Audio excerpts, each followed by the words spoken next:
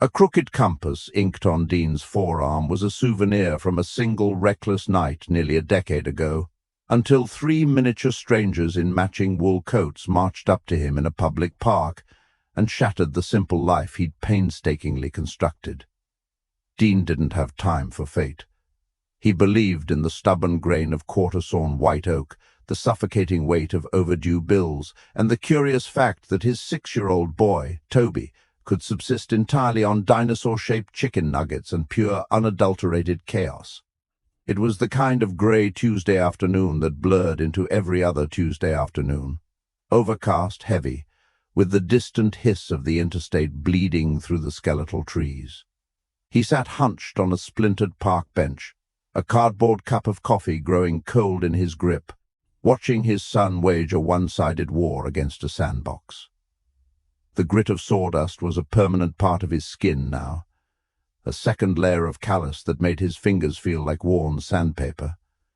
He ran a modest furniture restoration shop out of a converted 2-car garage, which was a professional way of saying he spent his days resurrecting the broken heirlooms of wealthy clients while trying to prevent his own existence from splintering into kindling. Toby was up to his elbows in damp sand, brow furrowed in concentration, attempting to force a plastic dump truck to swallow a pebble twice its size. "Tobe, that's not food." Dean's voice was a low, gravelly rasp, the sound of a man who hadn't slept through the night since he'd become a parent. Toby ignored him but dropped the stone, a minor victory. Dean leaned back, mechanically rolling the sleeves of his faded flannel up past his elbows, letting the sharp autumn air prick his skin. The cold was a grounding sensation against the permanent ache in his lower back. The left forearm bore the tattoo, a rough-hewn, incomplete compass with its North Star conspicuously absent, the ink raised and uneven from the heavy hand of an amateur. He traced the outline absently, a nervous compulsion he wasn't even aware of. It was a map to nowhere. The park was mostly a ghost town. A harried nanny in medical scrubs was glued to her phone near the rusted swings. 3 little girls were walking in perfect lockstep near a cluster of elm trees. Dean barely registered them. His brain was working overtime on a grim arithmetic equation. The impending dental bill for Toby's cracked molar versus the rapidly dwindling balance in his bank account. He was trying to decide if he could afford to ignore the electric notice one more week. But the trio soon became impossible to disregard. They moved with a peculiar, unsettling synchronicity. Triplets, around 7 or 8 years old, dressed in identical charcoal peacoats with polished brass buttons, pristine white tights, and little leather shoes that cost more than Dean's work boots. Their dark hair was sheared into severe, matching bobs. They looked like they'd escaped a high-end department store window display and wandered into a municipal mud pit. They stopped precisely 10 feet from his bench. Dean straightened, a frown creasing his brow. He looked around for a frantic parent. The nanny was still consumed by her screen. The girl in the center took a step forward. Her eyes were a startling, pale gray, a cold, calculating color that seemed profoundly out of place on a child's face. "Good afternoon, sir." Her tone was clipped, formal, completely devoid of childish hesitation. Hey," Dean replied, his voice uncertain. "You lost? Looking for your mom or dad?" The girl on the left tilted her head, her gaze dropping to Dean's exposed forearm. "Our mother is occupied." The middle girl advanced another step. A faint, expensive scent of lavender detergent wafted from their coats, cutting through the smell of damp earth. "Our mother has a mark that looks exactly like that one." Dean froze. The reaction was visceral. Blood drained from his face, pooling somewhere in his chest. A thin, high-pitched ringing filled his ears, drowning out the hum of the city. He stared down at his arm, the jagged compass, the missing star. It wasn't a random design from a flash sheet. He had drawn it himself, a messy sketch on a napkin in a dimly lit dive bar, laughing with a woman whose face he had spent 9 years attempting to erase. "What did you just say?" Dean's voice was a dry whisper. His coffee cup crumpled slightly in his grip. The middle girl remained unflinching. "The compass. The top point is broken, like ours." Her small gloved finger pointed. "Hers is on her shoulder." His hands began to shake. It was an impossibility.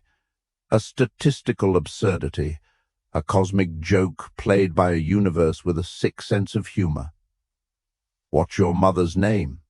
Dean managed, his throat feeling like it was filled with rusty nails. Before the girls could answer, a shrill voice tore across the grass. "Ruby! Hazel! Piper!" The nanny was sprinting toward them, face flushed, phone hastily stuffed into her pocket. She reached them and began herding them backward. "I'm so sorry, sir." She shot a look at Dean's worn jacket and tattooed arms, a flash of blatant judgment in her eyes. "They're not supposed to wander off." "Wait." Dean rose. He was 6'2", broad-shouldered from years of hauling heavy timber. The nanny flinched, pulling the girls tighter. "We have to go. Miss Hastings will be furious." Hastings. The surname hit Dean like a physical hammer to the chest. He couldn't breathe. He took a stumbling step forward, but the nanny was already marching the triplets toward the park exit.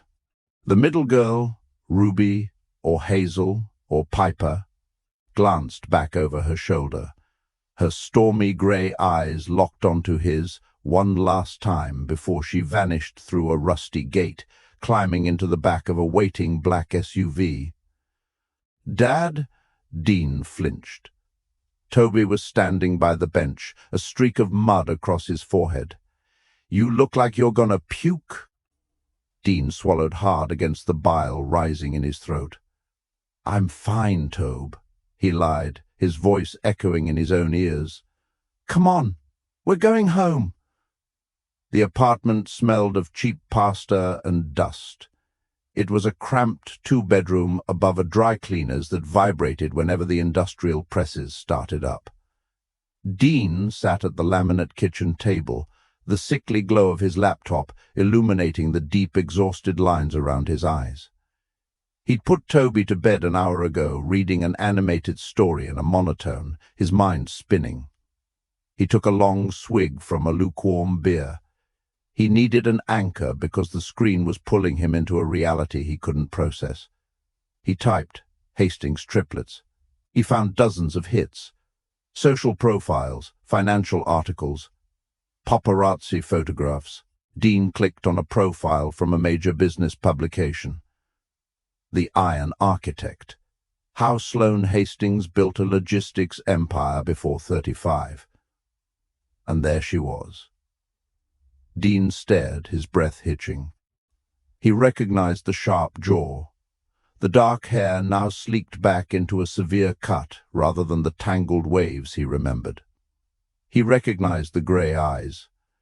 9 years ago she wasn't Sloane Hastings, billionaire CEO. She was Sarah. He remembered the damp Seattle air, the cheap whiskey they'd shared in a motel room that smelled of stale smoke. They were both escaping. Him from a failed marriage that left him with a newborn son and a mountain of debt. Her from, well, she never said. She just needed to vanish for a weekend. The tattoos were a dare. A permanent souvenir of a weekend that existed in a vacuum. A broken compass because neither had a clue where they were heading. Dean rubbed his eyes hard. If the girls were 7, maybe 8, the math was a brutal, undeniable equation. 9 years ago, the timeline fit with sickening precision. Are they mine? His stomach clenched. He shoved the chair back, the legs scraping against the linoleum, and stumbled to the sink, splashing cold water on his face. He gripped the porcelain edge, staring out the small window at the dark alley. If he was the father, why didn't she ever say anything? The answer came instantly. No last names. Burner phones. An airtight bubble of deliberate anonymity. She couldn't have found him even if she'd wanted to. But she was Sloane Hastings. If she'd truly wanted to find a blue-collar carpenter, her resources could have located him in an hour.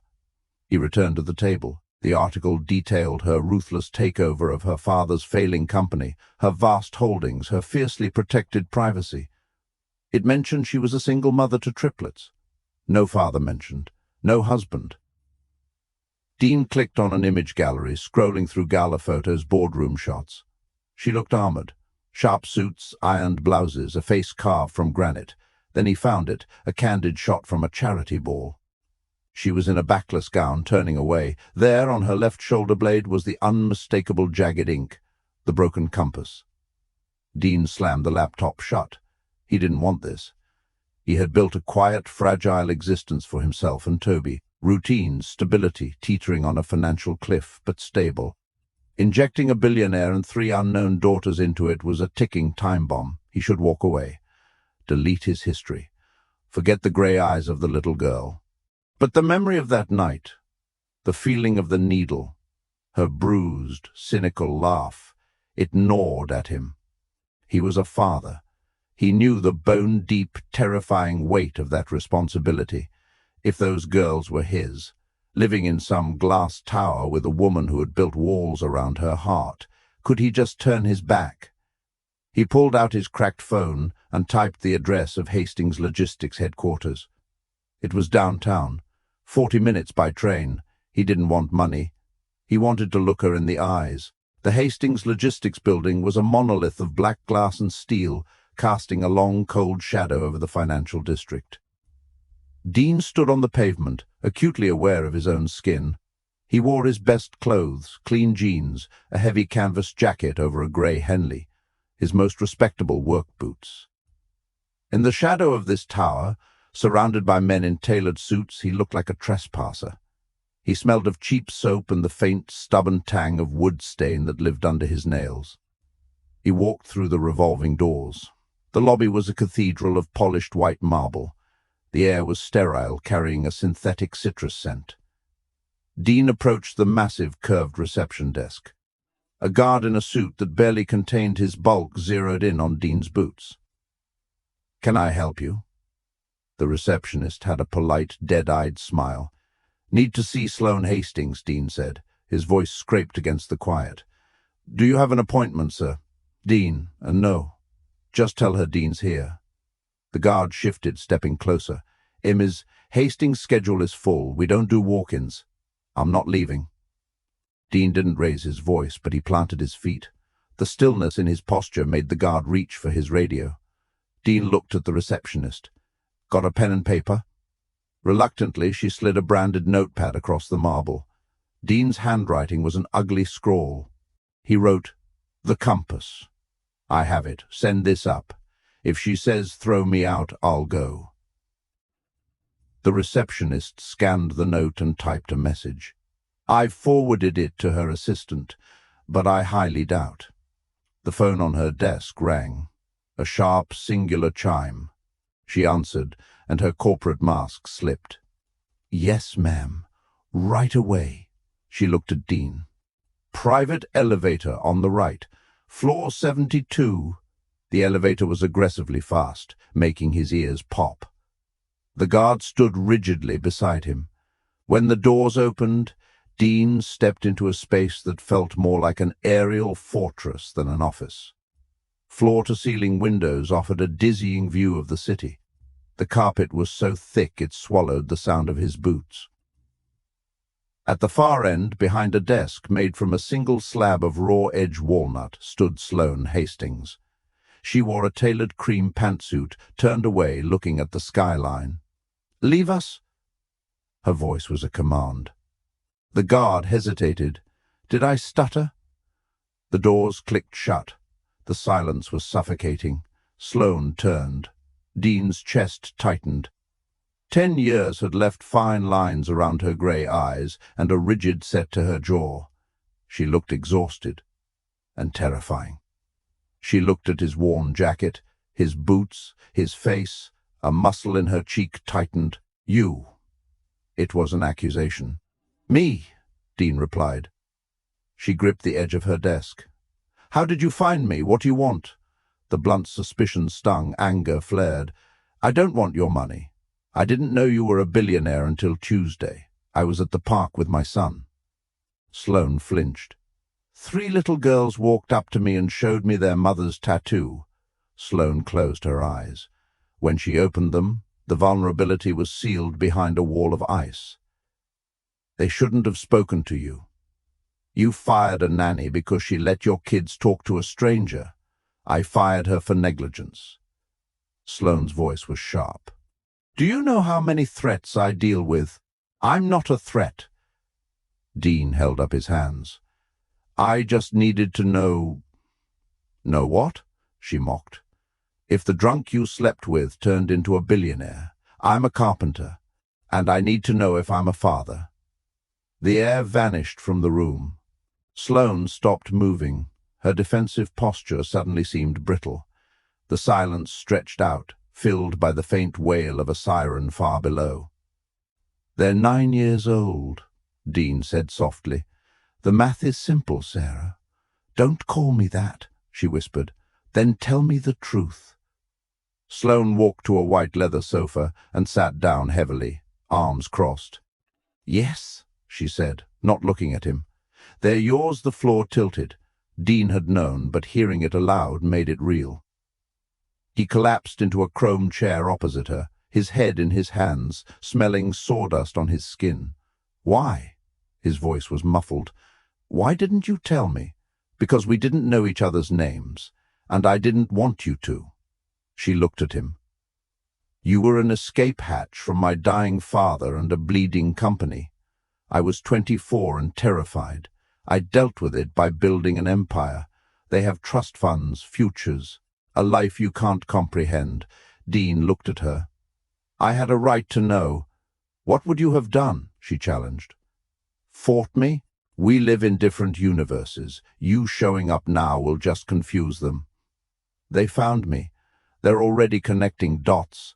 Sloane was silent. "What are their names?" She looked at his hands. "Ruby, Hazel, Piper." She gestured. "Ruby's the middle one, the one who spoke. She's the protector." Dean nodded slowly, rubbing his scarred arm.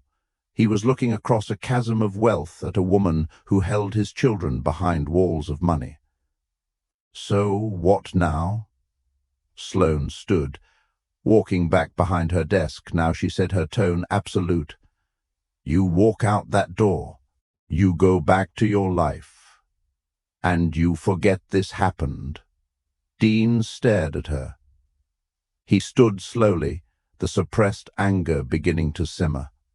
"You think it's that easy?" "I can make it very easy," Sloane said. "Or I can make it incredibly difficult."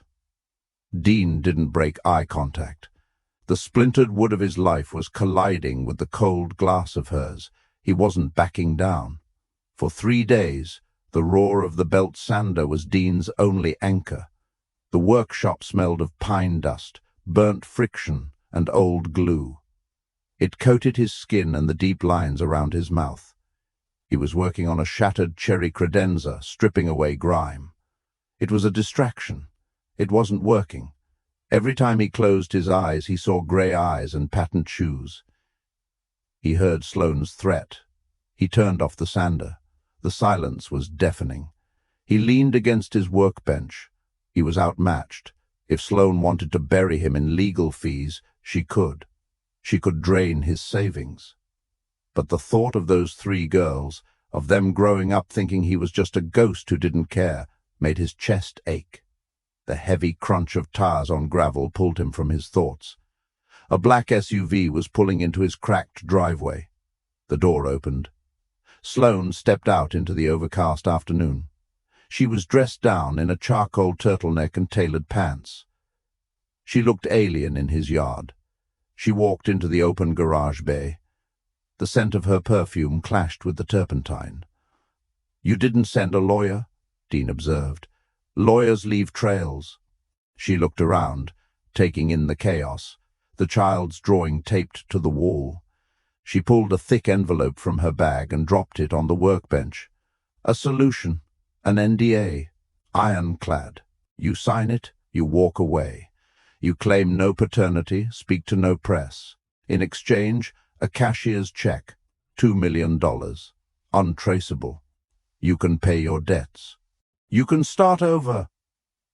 Dean stared at the envelope. $2 million.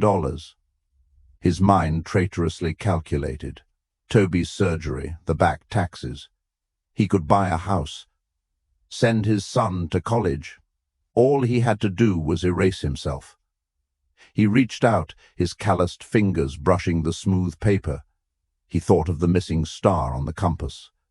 Slowly he pulled his hand back. "Take it back," he rasped. Sloane's mask slipped. "Don't be an idiot. Look around you. I'm offering you a life raft. You're offering me a payoff to abandon my kids. You think because I have sawdust on my boots, I don't have a soul. They don't need you. I give them everything. You give them things. Nannies. Trust funds." Dean stepped closer. But a 7-year-old walked up to a stranger because she was looking for a connection to a mother who's working 90 hours a week. Sloane flinched as if he'd struck her. "I don't want your money," Dean said. "I don't want custody. I know I can't give them what you can." "Then what do you want?" she whispered, her voice trembling. 1 hour. Neutral ground. Bring them. Let me look them in the eye and tell them I exist. Let them know they aren't half ghosts. Sloane stared at him. She looked at the envelope, then at his scarred forearm. She was a woman who'd fought hostile takeovers without breaking a sweat. Now she looked utterly defeated by a man who refused to be bought. She turned and walked out, leaving the envelope on the bench. Dean watched her tail lights fade. He picked up the envelope and threw it in the trash, unopened. The city's botanical conservatory was a humid, glass dome, smelling of wet soil and jasmine. Dean sat on a stone bench, his hands scrubbed raw, wearing a clean flannel shirt. "So I have sisters?" Toby asked, munching a granola bar. "Half-sisters? Yeah, buddy. Are they cool? I don't know yet. We're gonna find out." The clicking of footsteps on flagstone made Dean look up. Sloane walked toward them, hair pulled back, wearing a simple trench coat. The armor was down. She looked human. Trailing behind her were the triplets in matching yellow sweaters and overalls. Dean stood up, wiping his hands on his jeans. Sloane stopped. "Girls, this is Dean and his son Toby." The triplets stared. Ruby, the middle one, stepped forward. She didn't look at his face, but at his left arm. "You didn't take the money?" Ruby asked. Dean choked. He looked at Sloane, horrified. Sloane shrugged. "They overhear things." Dean crouched down to her eye level. "No," he said softly. "I didn't." "Why?" Hazel asked. $2 million could generate a 5% annual return." Dean blinked, derailed. He let out a short laugh. "Because some things aren't for sale." He reached into his pocket and pulled out 3 small wooden medallions. They were carved from cherry wood, polished smooth, the red grain glowing in the greenhouse light. Engraved in each was a compass.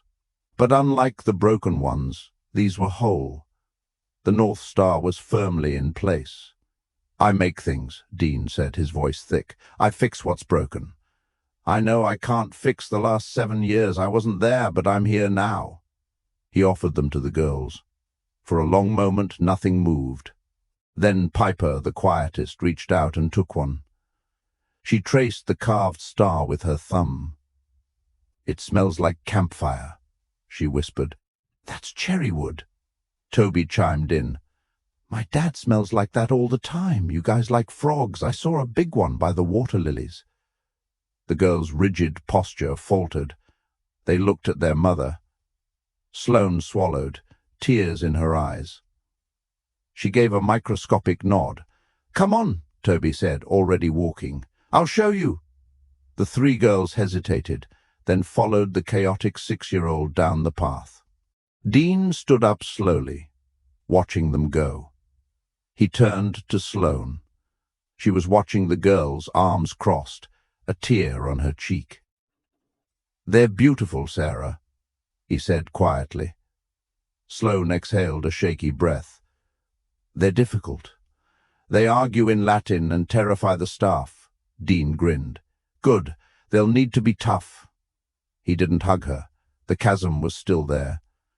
But as he watched Toby point at a lily pad, surrounded by 3 girls in yellow sweaters holding carved compasses, he knew the map had finally been redrawn.